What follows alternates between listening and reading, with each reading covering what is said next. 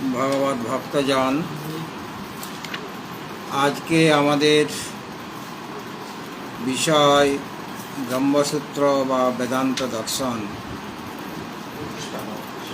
অধ্যাস বর্ষ আমাদের চলছে, আমি পাতা বলে দেব।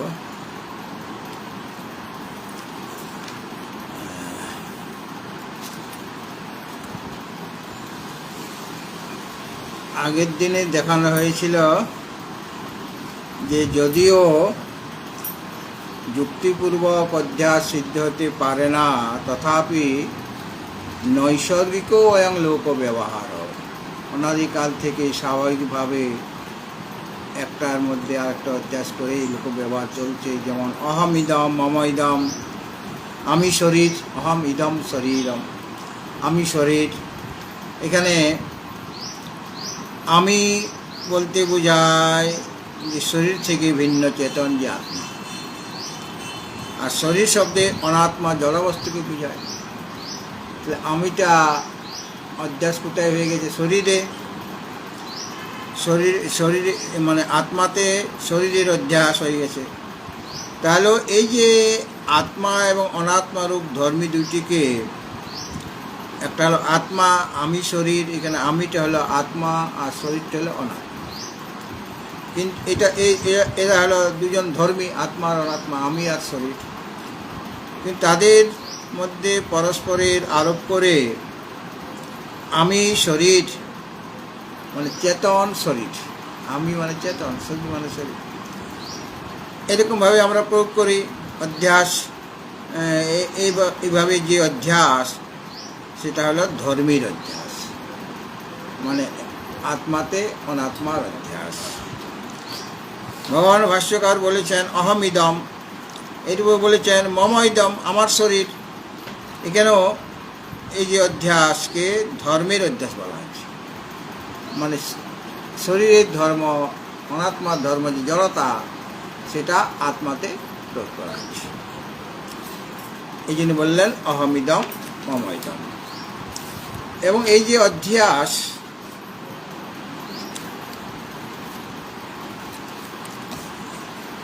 অধ্যাসের কিছু বিভাগ আছে। প্রথমত এটাকে দুই ভাগে ভাগ করা যায় অধ্যাসকে। মন দিয়ে শুনবে না। অধ্যাসকে মানে অধ্যাস মানে কি? একটাতে আরেকটার আরোপ। রজ্জুতে সর্পের আরোপ, রজ্জুতে সর্পের অধ্যাস হলো। এই যে অধ্যাসটাকে মোটামুটি দুই ভাগে ভাগ করা যায়। প্রথমত একটা হলো অর্থাধ্যাস, আর একটা হলো জ্ঞানাধ্যাস। একটা হলো অর্থাধ্যাস, আরেকটা হলো জ্ঞানাধ্যাস। অর্থ মানে বিষয়। হ্যাঁ, অর্থ শব্দের অর্থ কি? বিষয়। অর্থের অনেক অর্থ, অর্থ শব্দটার অনেক অর্থ। অর্থ মানে প্রয়োজন হয়। তো অর্থাধ্যাস মানে বিষয়ের অধ্যাস। আরেকটা হলো জ্ঞানাধ্যাস। যেমনভাবে সুপ্তিকাতে যে অনির্বচনীয় রজতের উৎপত্তি হয়, সুপ্তিকা মানে ঝিনুক, সুপ্তিকা, সুক্তি বলে, সুপ্তিকাও বলা হয়। তাতে অনির্বচনীয় রজতের যে উৎপত্তি হয়ে যায়, মানে আমি সেই ইয়ের মধ্যে, সুপ্তিকার মধ্যে রজতের ভ্রম আমার হয়ে যাচ্ছে, হয় কি না? তাহলে সুপ্তিকাতে অনির্বচনীয় রজতটা আসলে সেখানে উৎপন্ন হয়নি, রজতটা হয়ে গেছে কি? তাহলে তো লোকে সুপ্তিকে কিনতো, সেখান থেকে রজত তৈরি করে বাজারে ছেড়ে দিত। হ্যাঁ, কিন্তু ওখানে অনির্বচনীয় একটা রজতের উৎপত্তি হয়। কোথায়? সুপ্তিকাতে। ওই যে রজত, এই রজতকে অর্থাধ্যাস অর্থাৎ অধ্যস্ত, অর্থ মানে বিষয়টা অধ্যস্ত হয়েছে। কীরকম? ওই যে রজত সেখানে সুপ্তিকাতে অধ্যস্ত হয়েছে। সুপ্তিকা মানে ঝিনুক, তার যে ভিতরের অংশটা, সাদা অংশটা, সেখানে রজতের আরোপ করা হয়েছে, আরোপিত হয়েছে, মানে অধ্যস্ত হয়েছে। এই অধ্যস্ত রজতের জ্ঞানকে বলা হচ্ছে জ্ঞানাধ্যাস।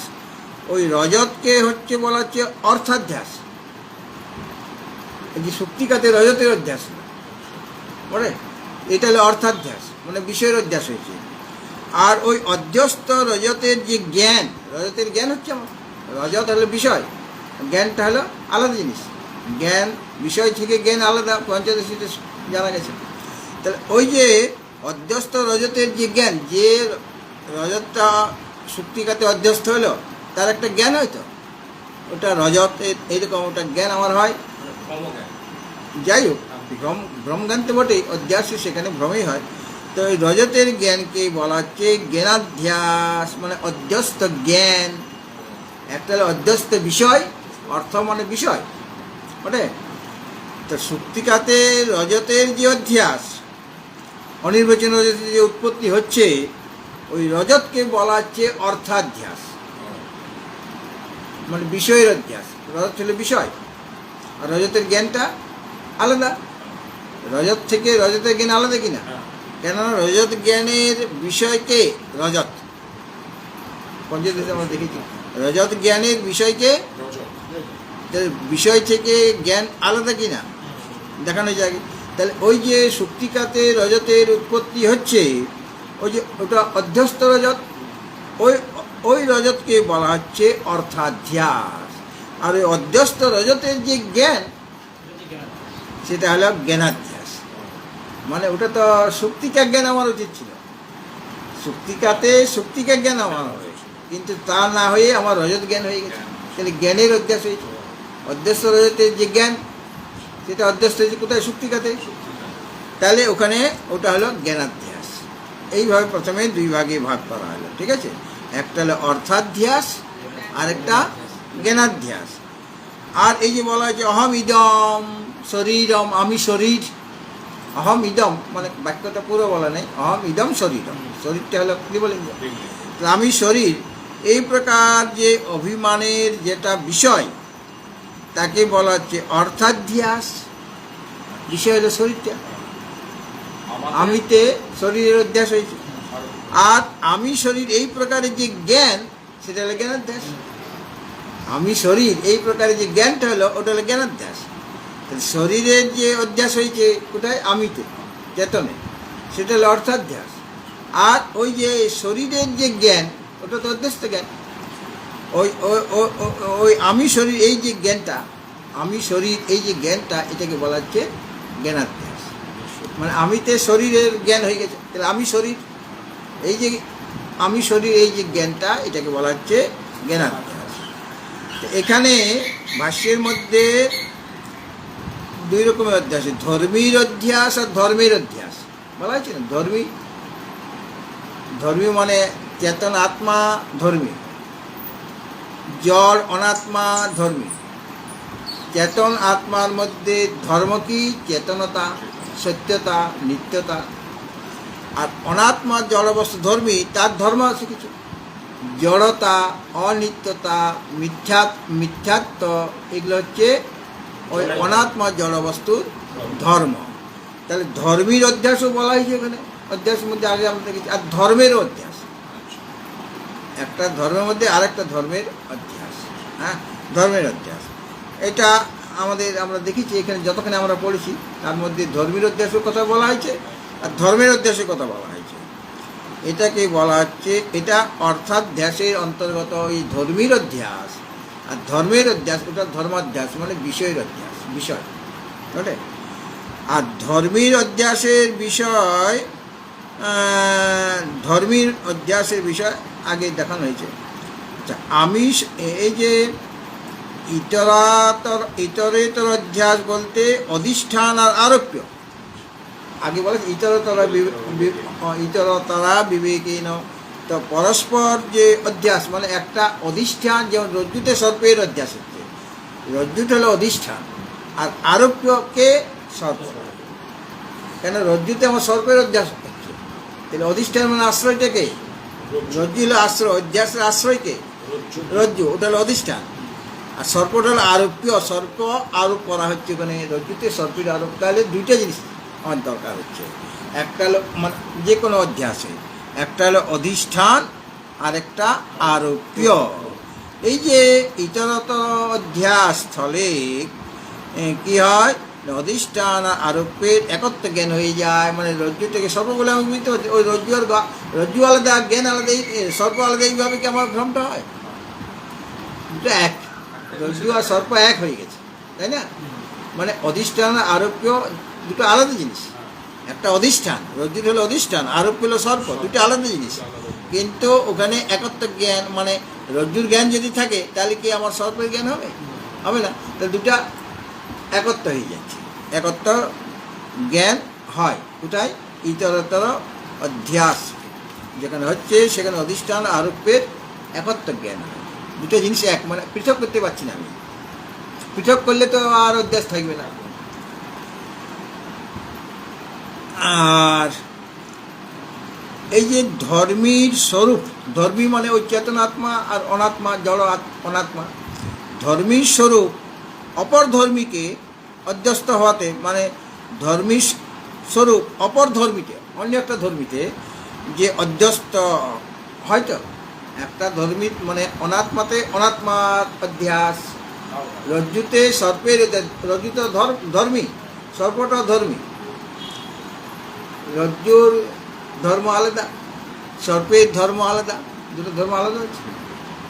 রজ্জুটা কি দংশন করতে পারবে না? রজ্জুর মধ্যে বিষ আছে। সাপ দংশন করতে পারে, সাপের মধ্যে বিষ আছে। হ্যাঁ, দুটো ধর্মী আলাদা আলাদা। তো এই যে যেখানে বলা হচ্ছে এই যে ধর্মীর স্বরূপ অন্য একটা ধর্মীতে অধ্যস্ত হয়ে যায়, আত্মাতে অনাত্মার অধ্যাস, অনাত্মাতে আত্মার অধ্যাস, এরকম হয় কিনা? অথবা ব্রহ্ম হলো ধর্মী, তাই তো, ব্রহ্ম ধর্মী, আর জড় অনাত্মা সেটাও ধর্মী।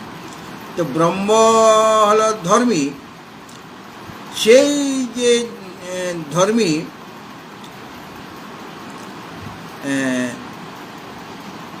আচ্ছা এটা বলা হচ্ছে যে ধর্মী স্বরূপ আরেকটা ধর্মীতে অধ্যস্ত হয়, হয়তো হওয়াতে, অথবা একটা ধর্মীর তাদাত্ম্য মানে তৎস্বরূপতা, তাদাত্ম্য মানে তৎস্বরূপতা, তৎ আত্মা, আত্মা মানে স্বরূপ, তাদাত্ম্য মানে তৎস্বরূপতা। একটা ধর্মীর যে তাদাত্ম্য মানে স্বরূপতা, সেটা অপর ধর্মীতে প্রতিভাত হওয়াকে বলা হচ্ছে স্বরূপাধ্যাস। স্বরূপাধ্যাস, স্বরূপাধ্যাসটা কি? না না, প্রথমত ওটা দুইটা বিভাগ করা, এরপরে ওর মধ্যে বিভিন্ন বিভাগ, দুইটা আলাদা জিনিস। একটা হলো অর্থাধ্যাস, একটা হলো জ্ঞানাধ্যাস, এছাড়া আরও কিছু ভেদ আছে। একটা ভেদ হলো স্বরূপাধ্যাস। স্বরূপাধ্যাসটা কীরকম? যেমন একটা ধর্মী, তার একটা স্বরূপ আছে, সেই ধর্মীর একটা স্বরূপ আছে, সেটা হলো তৎস্বরূপতা। সেটা অপর ধর্মীতে যদি প্রতিভাত হয়, একটার স্বরূপ আরেকটা ধর্মীতে, সেই আরেকটা অন্য ধর্মী তার স্বরূপ আলাদা। যেমন চেতন আত্মার স্বরূপ আলাদা আর জড় অনাত্মার স্বরূপ আলাদা। তাহলে চেতন আত্মার যে স্বরূপ মানে তৎস্বরূপতা, একটা ধর্মীর যে তাদাত্ম্য মানে তৎস্বরূপতা, সেটা অন্য ধর্মীতে যখন প্রতিভাত হবে, অন্য ধর্মীতে, তখন তাকে বলা হবে স্বরূপাধ্যাস। একটা ধর্মীর স্বরূপ আছে, তার একটা স্বভাব আছে, তো একটা ধর্মীর যে স্বরূপ এটাকে বলা হচ্ছে তাদাত্ম্য বা তৎস্বরূপতা। তাদাত্ম্য, তৎ আত্মা, আত্মা মানে স্বরূপ, তৎস্বরূপ তার ভাব তাদাত্ম্য, তাদাত্ম্য মানে তৎস্বরূপতা।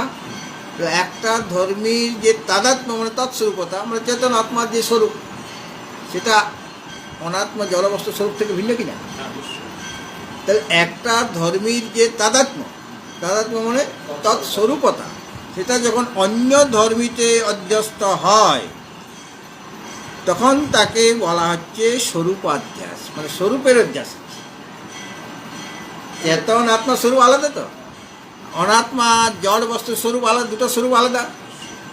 মানুষের স্বরূপ যা, একটা পশুর শরীর কি একই? রজ্জুর যেটা স্বরূপ, সর্পের স্বরূপ ভিন্ন কিনা? রজ্জুর স্বরূপ আর সর্পের স্বরূপ এক, দুটো স্বরূপ আলাদা আলাদা।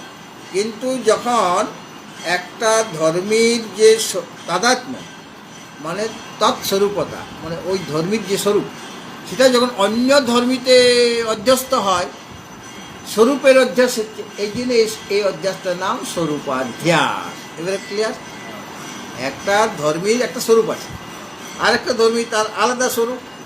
তো একটা ধর্মীর যে স্বরূপ মানে তাদাত্ম্য বা তৎস্বরূপতা, সেটা যখন অন্য একটা ধর্মীতে অধ্যস্ত হয়, যে স্বরূপের অধ্যাস হচ্ছে এই জিনিস, অধ্যাসটার নাম বলা হচ্ছে স্বরূপাধ্যাস। ঠিক আছে? না, এটার এই বিভাগ হচ্ছে স্বরূপাধ্যাস বা তাদাত্ম্য অধ্যাস। তাদাত্ম্যের অধ্যাস, তাদাত্ম্য মানে যে তৎস্বরূপতা। তাহলে এটা দুটো নাম হয়ে গেল, স্বরূপাধ্যাস অথবা তাদাত্মাধ্যাস। মানে একটা ধর্মীর যে তাদাত্ম্য, দুইটা ধর্মী আছে, মানে একটা ধর্মীতে আরেকটা ধর্মীর অধ্যাস হয়তো, রজ্জুতে সর্পের অধ্যাস হচ্ছে, অর্থাৎ এটা অর্থাধ্যাস। এই অর্থাধ্যাসের বিভাগ হচ্ছে অর্থাধ্যাসের বিভাগ হচ্ছে। তো একটা মানে ধর্মীর অধ্যাস মানে সেখানে ধর্মীতে একটা ধর্মীতে আরেকটা ধর্মীর অধ্যাস, সেখানেও ওই অর্থাধ্যাসও হবে আর জ্ঞানাধ্যাসও হবে। জ্ঞান যখন হবে অধ্যস্ত বস্তুর জ্ঞানটাকে বলা হবে জ্ঞানাধ্যাস। তাহলে এই যে একটা ধর্মীর যে তাদাত্ম্য মানে তৎস্বরূপতা যখন অন্য ধর্মীতে অধ্যস্ত হচ্ছে, এটা স্বরূপের অধ্যাস হচ্ছে বলে এটার নাম হলো স্বরূপাধ্যাস অথবা তাদাত্ম্যাধ্যাস। ঠিক আছে? এতে বিশেষ হলো যে ধর্মীদ্বয় মানে এখানে দেখো আত্মার অনাত্মা, তাই তো, দুটো ধর্মী তো। আর ধর্ম, আত্মার ধর্ম আলাদা। আত্মা একটা ধর্মী কেন? যার ধর্ম আছে তাকে বলা হচ্ছে ধর্মী, তাই তো। তাহলে আত্মা একটা ধর্মী, অনাত্মা একটা ধর্মী। আত্মাতে ধর্ম আছে চেতনতা, নিত্যতা, সত্যতা। আর আর অনাত্মা একটা ধর্মী, তারও একটা ধর্ম আছে কি জড়তা, অনিত্যতা, মিথ্যাত্ব। ঠিক আছে? তাহলে এই যে ধর্মীদ্বয় বলতে এখানে কি বোঝাচ্ছে? আত্মার অনাত্মা, তাই তো। আত্মা হলো একটা ধর্মী, অনাত্মা আর একটা ধর্মী। তবে অনাত্মারূপ ধর্মী, অনাত্মা তো একটা ধর্মী, অনাত্মারূপ ধর্মী যখন আত্মাতে অধ্যাস্ত হচ্ছে, অনাত্মা তো একটা ধর্মী, সেটা যখন আত্মাতে অধ্যাস হচ্ছে, আত্মাতে অনাত্মার অধ্যাস, আত্মাতে অনাত্মার অধ্যাস মানে আমি শরীর। আত্মাতে অনাত্মা হলো শরীরটা, আর আমিটা হলো চেতন আত্মা। তাহলে আমি শরীর যখন বলছি তখন চেতন আত্মাতে অনাত্মার অধ্যাস হচ্ছে, চেতন আত্মাতে অনাত্মার অধ্যাস হচ্ছে কিনা? চেতন আত্মাতে অনাত্মার অধ্যাস, আমি শরীর এইটা যখন বলছি, তখন তাকে বলা হচ্ছে স্বরূপাধ্যাস বা তাদাত্মাধ্যাস। মানে স্বরূপাধ্যাস আত্মাতে অনাত্মার অধ্যাস। আত্মা একটা ধর্মী, অনাত্মা একটা ধর্মী। তাহলে ওই যে অনাত্মার যে স্বরূপ, সেটা হল তাদাত্ম্য, তৎস্বরূপতা, সেটা অন্য ধর্মীতে মানে আত্মাতে অধ্যাস হচ্ছে, আরোপিত হচ্ছে। তখন এটাকে বলা হচ্ছে স্বরূপাধ্যাস বা তাদাত্ম্যাধ্যাস। আমি শরীর এখানে স্বরূপাধ্যাস হয়েছে বা তাদাত্ম্যাধ্যাস হয়েছে। কেননা আমি মানে চেতন আত্মাতে শরীর যে আরেকটা ধর্মী, চেতন আত্মা একটা ধর্মী, সেই ধর্মীতে অনাত্মা একটা ধর্মী, তার অধ্যাস হয়েছে আমি শরীর যখন বলছি। কেননা আমিকে শরীর বলে মনে করছি, এর আত্মাতে আমার অনাত্মার অধ্যাস হয়েছে না? এই অধ্যাসটার নাম হচ্ছে স্বরূপাধ্যাস বা তাদাত্মাধ্যাস। কিন্তু আত্মবস্তুর অধ্যাস অনাত্মবস্তুকে হলে, অর্থাৎ শরীরেই আমি শরীর বলছি, আবার আমি এটাও বলতে পারি শরীরে আমি। এখানে কি হচ্ছে? আত্মবস্তুর অধ্যাস অনাত্মবস্তুতে হচ্ছে। আগে ছিল আত্মবস্তুতে অনাত্মার অধ্যাস, তাই না? চেতন আত্মা আমি শরীর যখন বলছি, আমিতে শরীরের অধ্যাস হয়েছে, আমি শরীর। আর শরীরে আমি যখন বলছি তখন উল্টা হয়ে যাচ্ছে, তখন অনাত্মাতে, শরীর হলো অনাত্মা, সে অনাত্মাতে চেতন আত্মা, আমিটা চেতন আত্মা, তার অধ্যাস। উল্টা হয়ে গেল কি? একটা হলো আত্মাতে আমি শরীর, আত্মাতে অনাত্মার অধ্যাস হয়েছে, আমিটা হলো চেতন আত্মা, তাতে শরীর হলো অনাত্মা, তাহলে আত্মাতে অনাত্মার অধ্যাস হয়েছে, এটা হলো স্বরূপাধ্যাস। আর যখন আমি বলি শরীরেই আমি, এখানে কি হচ্ছে জিনিসটা না, এখানে আত্মবস্তুর অনাত্ম বস্তুতে অধ্যাস হয়েছে। ওখানে ছিল অনাত্মার আত্মাতে অধ্যাস, আর এখানে হলো আত্মার অনাত্মাতে অধ্যাস। দুটো আলাদা হয়ে গেল, উল্টো হয়ে গেল। শরীরে আমি, একে বলা হচ্ছে সংসর্গাধ্যাস বা সম্বন্ধাধ্যাস। সংসর্গাধ্যাস বা সম্বন্ধাধ্যাস, কেননা এই স্থলে স্বরূপাধ্যাস স্বীকার করলে আত্মবস্তু মিথ্যা হয়ে পড়বে না। এখানে স্বরূপাধ্যাস না, এখানে হলো সংসর্গাধ্যাস। কারণ অধ্যস্ত বস্তু মাত্রই মিথ্যা হয়। কেন মিথ্যা হয়ে যাবে? স্বরূপাধ্যাস মানলে মিথ্যা হয়ে যাবে আত্মা, কেননা যেটা আরোপ্য বস্তু সেটা মিথ্যা হয়। আমি কি করছি? আত্মাকে অনাত্মাতে অধ্যাস করছি।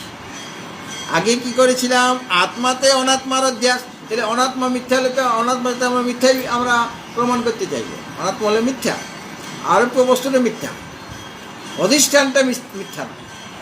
মিথ্যা কে হবে? মনে রাখতে হবে, সিদ্ধান্তটা মনে রাখতে হবে, অধিষ্ঠানটাই সত্য, আর আরোপ্য বস্তুটা মিথ্যা। আমি যখন আত্মাতে অনাত্মার অধ্যাস করছি, তখন অনাত্মার অধ্যাস করছি, তাহলে অনাত্মা হলো অধ্যস্ত, তাহলে অনাত্মা মিথ্যা হলে কোনো দোষ নেই আমার, অনাত্মা তো মিথ্যাই। কিন্তু অনাত্মাতে যখন আত্মার অধ্যাস করছি, তাহলে আত্মাটা তো মিথ্যা হয়ে যাবে, ওটা অধ্যস্ত হয়ে গেল, কিন্তু আত্মা কি মিথ্যা? এই জন্য এটা স্বরূপাধ্যাস, স্বরূপের অধ্যাস হয়নি। এটাকে বলা হচ্ছে সংসর্গাধ্যাস বা সম্বন্ধাধ্যাস। মানে কেন? এখানে যদি স্বরূপাধ্যাস স্বীকার করি, তাহলে আত্মবস্তুটা মিথ্যা হয়ে যাবে, কেননা যেটা আরোপ্য বস্তু যেটা মিথ্যা হয়। অধ্যস্ত বস্তু মাত্রই মিথ্যা হবে, আত্মা কিন্তু মিথ্যা বস্তু নয়। আত্মা হলো সত্য, অনাত্মা মিথ্যা বস্তু। সংসর্গ অধ্যাসে আত্মা অধ্যস্ত হয় না। সংসর্গ অধ্যাসে কি হচ্ছে? আমরা কি বলেছি না, আত্মবস্তুর অধ্যাস অনাত্মাতে, অনাত্মাতে আত্মবস্তুর অধ্যাস। শরীরে আমি যখন বলছি, তখন অনাত্মা বস্তু হলো শরীর, তাতে আমির অধ্যাস হয়েছে, মানে অনাত্মাতে আত্মার অধ্যাস হয়েছে। এখানে স্বরূপ অধ্যাস মানা যাবে না, কেননা অধ্যস্ত বস্তু মাত্র মিথ্যা হয়। এই জন্য এখানে বলতে হচ্ছে যে অধ্যস্ত বস্তুমাত্রে যেহেতু মিথ্যা, আত্মাতে কোনো সময় মিথ্যা বস্তু হতে পারে না। সংসর্গ অধ্যাসে কি হচ্ছে? আত্মা আসলে অধ্যস্ত হচ্ছে না। অধ্যস্ত হলে আত্মা মিথ্যা হয়ে যেত। আমরা বলছি শরীরে আমি যখন, তখন অনাত্মাতে আত্মার অধ্যাস হচ্ছে, এই কথা আমি বলছি তো। অনাত্মাতে মানে শরীরে আমির অধ্যাস হচ্ছে, অনাত্মাতে আত্মার অধ্যাস। যদি স্বরূপ অধ্যাস স্বীকার করা হয়, তাহলে আত্মা মিথ্যা হয়ে যায়। কিন্তু এখানে প্রকৃতপক্ষে ওই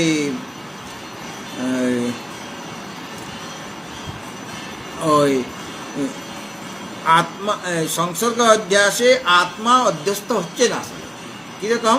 কিন্তু আত্মা এবং অনাত্মা, এই যে দুইটা বস্তু রয়েছে, মানে দুইটা ধর্মী রয়েছে, একটা আত্মা আর একটা অনাত্মা, দুটো তো ধর্মী। এই বস্তুদের মধ্যে একটি মিথ্যা সম্বন্ধের ভান মাত্র, মিথ্যা একটা সম্বন্ধ, এখানে অধ্যাস হচ্ছে না, এখানে মিথ্যা একটা সম্পর্ক তৈরি হচ্ছে। শরীরে আমি যখন বলছি, তখন আসলে অনাত্মাতে আত্মার অধ্যাস হচ্ছে। এটা যদি স্বরূপ অধ্যাস মানা হয়, তাহলে আত্মা মিথ্যা হয়ে যায়। কিন্তু এখানে প্রকৃতপক্ষে সংসর্গ ধ্যাসে আত্মার অধ্যাস হচ্ছে না, আত্মা অধ্যস্ত হচ্ছে না। আত্মা অধ্যস্ত হলে মিথ্যা হয়ে যাবে। তাহলে হচ্ছে নাকি এখানে শরীরে আমি, এখানে তো অনাত্মাতে আত্মার অধ্যাস হচ্ছে, এটা তো আমরা দেখতে পাচ্ছি। কিন্তু প্রকৃতপক্ষে আত্মার অধ্যাস এখানে হচ্ছে না। বলে তাহলে কি হচ্ছে এখানে না, আত্মা এবং অনাত্মা, এই যে দুইটা বস্তু রয়েছে, দুইটা ধর্মী রয়েছে, এই দুইটা বস্তুর মধ্যে একটা মিথ্যা সম্পর্কর ভান আমার হচ্ছে। দুটার মধ্যে একটা মিথ্যা সম্পর্ক আছে, সম্বন্ধ আছে। সেই স্থানে সেই জন্য আত্মবস্তু মিথ্যা হয়ে যাবে না, একটা সম্বন্ধ তৈরি হচ্ছে।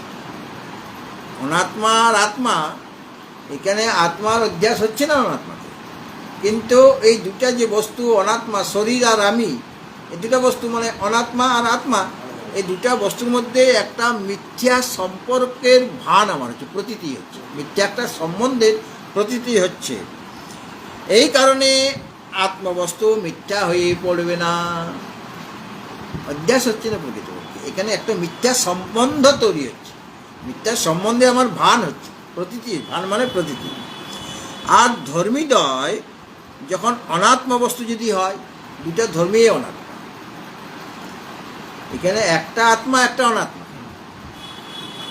এখানে অনাত্মাতে যে আত্মার অধ্যাস হচ্ছে, এটা স্বরূপাধ্যাস নয়, এটা সম্বন্ধাধ্যাস, মানে মিথ্যা একটা সম্বন্ধের প্রতীতি হচ্ছে।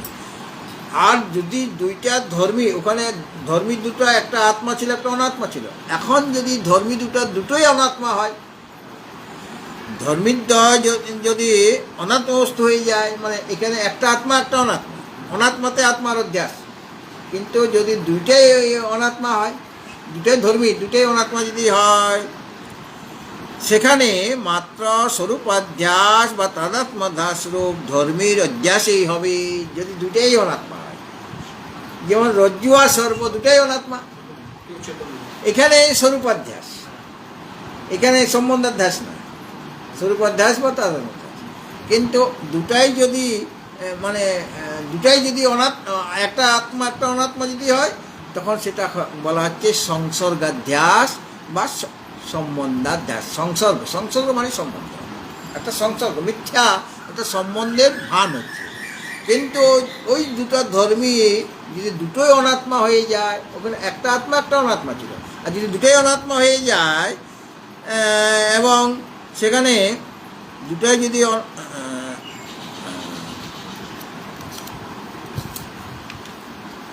যদি অনাত্মা হয়ে যায়,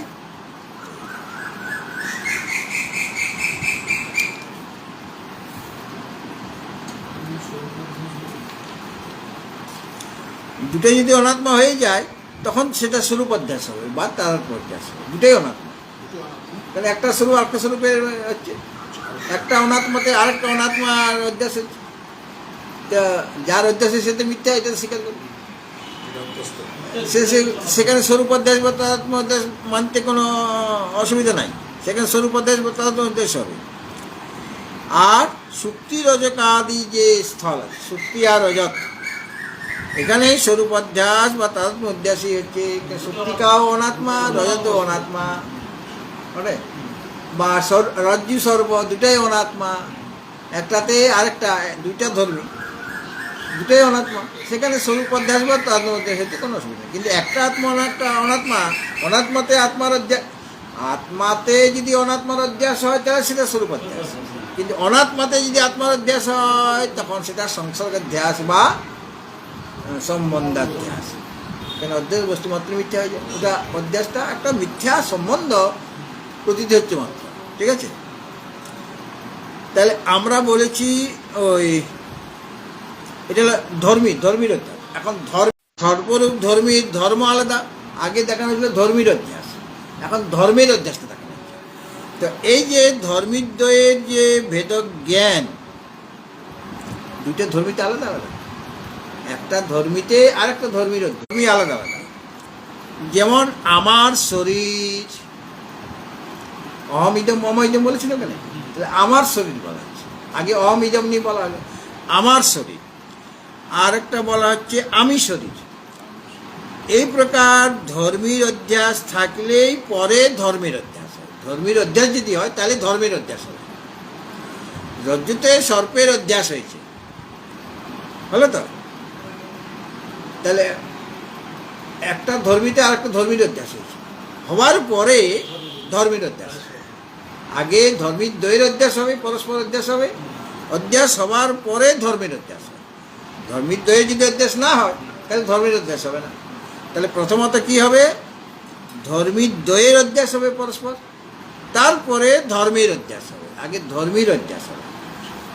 রজ্জুতে সর্পের অধ্যাস হচ্ছে, তাই রজ্জুতে আমার সর্পের প্রতীত হচ্ছে, তারপরে ওই সর্পের যে ধর্ম, বিষ ফনা, সেই ধর্মগুলি দেখবো কোথায়? রজ্জুতে দেখবো, তাই না? তাহলে আগে ধর্মীর অধ্যাস হবে, পরে ধর্মের অধ্যাস হবে। তো ধর্মাধ্যাসে যখন আমার শরীর এইরকম জ্ঞান হচ্ছে ধর্মের অধ্যাস, তখন প্রথমেই শুদ্ধ চেতনে অন্তঃকরণের স্বরূপাধ্যাস। যখন আমার কি হবে যে হ্যাঁ, আগে তো ধর্মের অধ্যাস হবে, তারপরে ধর্মের অধ্যাস হবে, এটা নিয়ম। আর ধর্মের অধ্যাসে যখন আমি শরীর, আমার শরীর বলছি, আমার শরীর এরকম জ্ঞান হচ্ছে, আমি শরীর একটা জ্ঞানাধ্যাস, আমার শরীর এরকম একটা জ্ঞান হচ্ছে, তখন প্রথমে কি হচ্ছে, আমাদের ক্রমটা কি, শুদ্ধ চেতন যে পরমাত্মা, তাতে অন্তঃকরণের স্বরূপাধ্যাস হচ্ছে। প্রথমে অন্তঃকরণ মানে মন, অন্তঃকরণের স্বরূপাধ্যাস হচ্ছে। স্বরূপাধ্যাসটা কীরকম, একটা স্বরূপ আর একটাতে অধ্যাসটা। শুদ্ধ চেতনের যে স্বরূপ আলাদা, আর অন্তঃকরণের স্বরূপ আলাদা। অন্তঃকরণের জড়, আর শুদ্ধ চেতনই বলছি আমি, নিত্য সেটা। তাহলে আত্মাতে অনাত্মার অধ্যাস হচ্ছে, আত্মাতে অনাত্মার অধ্যাস হচ্ছে, আত্মাতে অনাত্মা অধ্যাস হচ্ছে। অনাত্মাতে আত্মা নয়, আত্মাতে শুদ্ধ চেতনে অন্তঃকরণের অধ্যাস। তাহলে এটা স্বরূপ অধ্যাস হবে কিনা?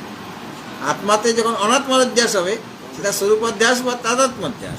তাহলে প্রথমে কি হচ্ছে আমার না, শুদ্ধ চেতনে অন্তঃকরণে স্বরূপাধ্যাস হচ্ছে, মানে একটা স্বরূপ আর একটা স্বরূপে অধ্যাস হচ্ছে। এবং অন্তঃকরণে শুদ্ধ চৈতন্যের কি হবে অধ্যাসটা, সংসর্গ অধ্যাস হবে। আত্মাতে এই অনাত্মাতে আত্মার যে অধ্যাস সেটা সংসর্গ অধ্যাস, আগে বলা হয়েছে।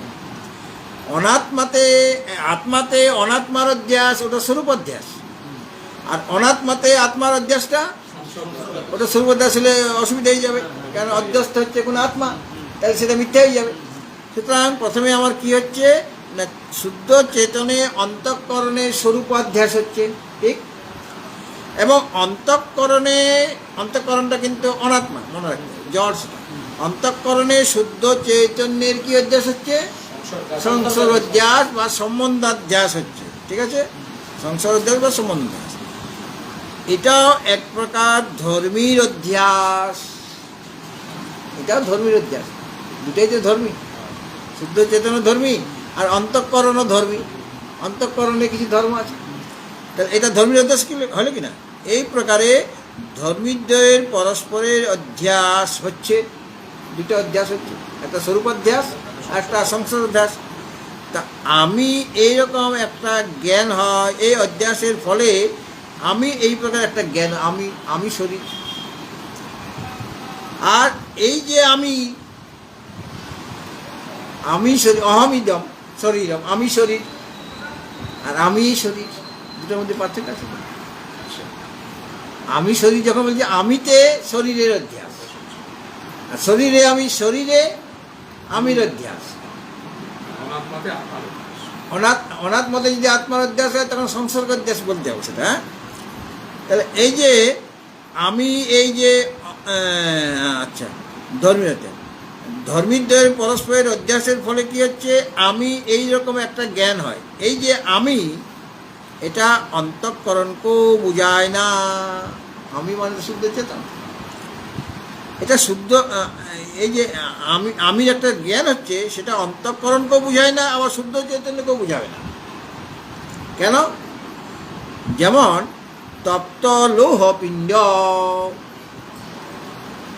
একটা লৌহপিণ্ড সেটা গরম করা হয়েছে, তপ্ত লৌহপিণ্ড বলতে যেমন কি বুঝায়, সেটা ওই যে লৌহপিণ্ড বা বর্ণি কাউকেও বুঝায় না। তপ্ত লৌহপিণ্ড, ওটা লৌহপিণ্ড মানে লৌহপিণ্ড ও বুঝায় না বা বর্ণিকেও বুঝাবে না। তপ্ত লৌহপিণ্ড ওটা লৌহপিণ্ডকেও বুঝাচ্ছে না বা বর্ণিকেও বোঝাচ্ছে না। ওকে না বুঝিয়ে, ওই দুটার মধ্যে কাউকে না বুঝিয়ে ওই উভয়ের মধ্যবর্তী লৌহ, বন্যাত্মক লৌহটা হলো অগ্নিস্বরূপ, এটাকে বুঝাচ্ছে। কেন? ওখানে তো আমি আগুন দেখতে পাচ্ছি না, আর লৌহপিণ্ডটা তো আগুনের মতো গরম হয়ে গেছে, তাহলে ওটা লৌহপিণ্ডকেও বুঝাচ্ছে না আর আগুনও বোঝাচ্ছে না। তাহলে কি বোঝাচ্ছে? বোঝাচ্ছে যে এই যে দুইটা বস্তু, লোহপিণ্ড আলাদা জিনিস আর বহ্নি আলাদা জিনিস, অগ্নি একটা আলাদা জিনিস। কাউকে না বুঝিয়ে তদ উভয়ের মধ্যবর্তী লোহ এবং বন্যাত্মক একটা বিশিষ্ট বস্তুকে বোঝায়। অগ্নিযুক্ত লোহ, অগ্নিযুক্ত মানে বহ্নি স্বরূপ লোহ, বহ্নি স্বরূপ লোহ মানে কেবল লোহপিণ্ডকেও বুঝাবে না, কেবল বহ্নিকেও বুঝাবে না। তো তপ্ত লোহপিণ্ডটা আসলে হাত দিলে তো আমার হাতটা দগ্ধ হয়ে যাবে। তাই লোহপিণ্ডে হাত দিলে কি হাত দগ্ধ হয়? আবার ওটাকে অগ্নিও বলা যাচ্ছে না, কেননা ওটা তো লোহপিণ্ড। সুতরাং ওটা লোহপিণ্ডকেও বুঝাবে না, বহ্নিকেও বুঝাবে না, অথচ হাত দিলে তো দগ্ধ হয়ে যাচ্ছে। তাহলে ওটা কি বটে না, ওই যে দুইটা বস্তুর মধ্যবর্তী যে লোহ এবং বন্যাত্মক একটা বিশিষ্ট জ্ঞানকে বোঝায়, বিশিষ্ট বস্তুকে বোঝায়। হ্যাঁ, মানে তপ্ত লোহপিণ্ড মানে সেটা লোহপিণ্ড আর বহ্নি দুটা মধ্যবর্তী একটা বস্তু, মানে সেটা লোহ বটে আর সেটা বহ্নি স্বরূপ, এরকমই বোঝাবে। এখানে সেই রকমভাবে অন্তঃকরণ আর শুদ্ধ চৈতন্য, অন্তঃকরণ মানে মন বা অন্তঃকরণ আর শুদ্ধ চৈতন্য। আমি কি বলেছিলাম যে এই যে আমি শরীরকে দেখেই বলছি। তো তাহলে শরীরে অনাত্মার অধ্যাস হয়েছে, এই অনাত্মাতে আত্মার অধ্যাস হয়েছে। আমি শরীর যখন বলছি তখন শুদ্ধ চেতনে আত্মার অধ্যাস হয়েছিল। আবার এই যে আমি এখানে শরীরটিকে দেখিয়ে বলছি, অনাত্মাতে আত্মার অধ্যাস হচ্ছে। তাহলে দুইটা জিনিস আমার আছে, অন্তঃকরণ আর শুদ্ধ চৈতন্য। মানে এই যে দুটার মধ্যবর্তী যে আমি, এরূপ একটা চিৎ এবং জড়াত্মক যে প্রাতিভাসিক বস্তু মাত্রকে বোঝাচ্ছে, যেখানে আমার ওই শুদ্ধ চেতনে অন্তঃকরণের অধ্যাস হচ্ছে, মানে স্বরূপ অধ্যাস। আবার অন্তঃকরণে শুদ্ধ চেতনের সংসর্গ অধ্যাস হচ্ছে, অন্তঃকরণে শুদ্ধ চেতনের সংসর্গ অধ্যাস হচ্ছে। তো সেখানে ওই যে অন্তঃকরণ আর শুদ্ধ চেতনের মধ্যবর্তী একটা যে আমি, এইরকম মানে চিৎ এবং জড়াত্মক প্রাতিভাসিক বস্তু মাত্রকে বোঝাচ্ছে।